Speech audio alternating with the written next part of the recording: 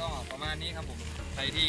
อยากจะเอาเทคนิคนี้ไปฝึกก็ไปฝึกได้นะครับเวลาเราเล่นสไนในสนามจริงๆเราไม่มีเวลาเล็งเยอะขนาดนั้นนะครับแล้วก็ใช้กันเล็งโดยความสนุกที่เรียกว่าความสนุกไปแล้วครับผมวันนี้ก็ฝากไว้เพียงเท่านี้ครับผมสำหรับใครที่อยากมาเล่นบีบีกันกับพวกเรานะครับผมก็เจอกันได้ที่สนามสวัสดีบีบีกันอำเภอเขาวงจังหวัดกาฬสินธุ์นะครับผมหรือว่าจะโทรมาที่เบอร์ 0868609451 ครับผมวันนี้ไปแล้วครับสวัสดี